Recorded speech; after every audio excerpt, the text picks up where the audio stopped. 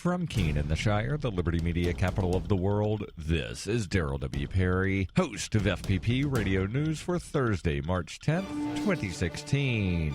Silver is trading at $15.28 per ounce. Gold is valued at $1,247 per ounce. And according to BitcoinAverage.com, the average price of Bitcoin is $417.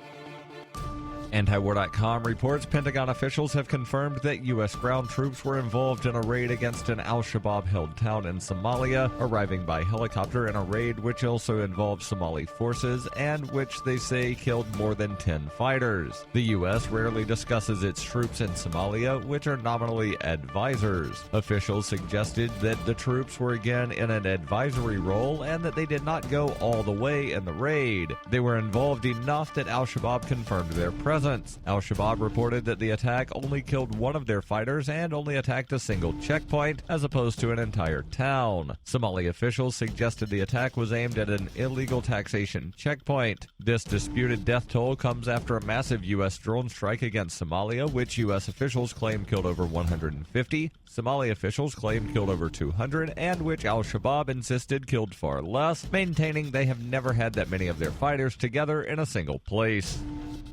For nearly 40 years, Roberts & Roberts Brokerage has been a trusted source for buying and selling precious metals like gold and silver. They also take Bitcoin for precious metal purchases and have permanently removed the minimum purchase amount for all orders paid in the digital currency. Call Roberts & Roberts today for knowledgeable advice on buying and selling precious metals and a forward-thinking approach to new technologies. 800-874-9760 or visit online at rrbi.co.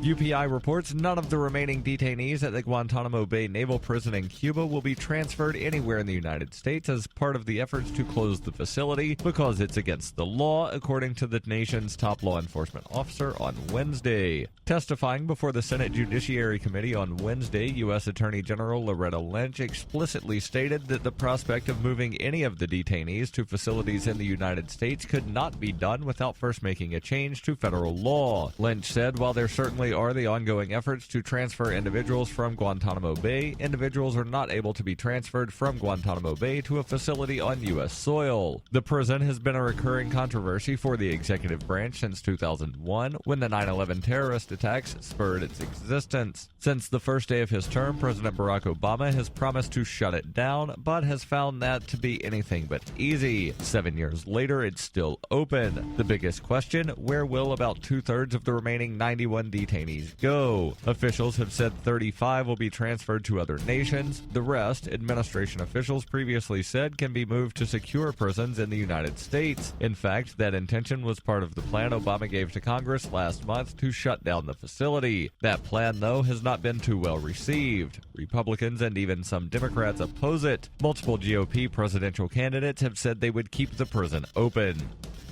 When her plush and comfy life suddenly and unexpectedly fell apart, Brooke and her dog Cloud set out to defy the odds. If this is a man's world, as they say, living on the streets is no place for a young woman. One day she awoke in the redwood forest and realized she had become a hobo, and would ultimately come to know exactly what it means to survive. How to Be a Hobo by Brooke Willett is available from Amazon.com and all major bookstores.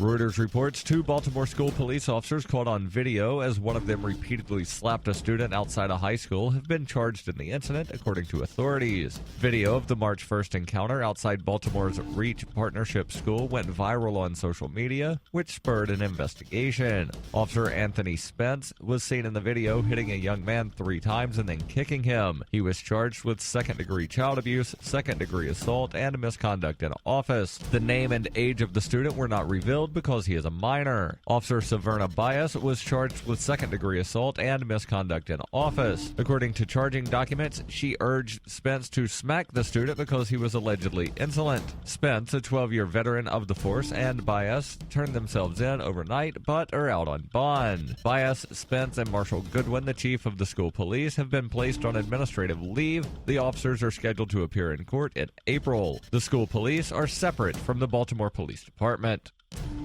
This has been FPP Radio News, online at fppradio.com.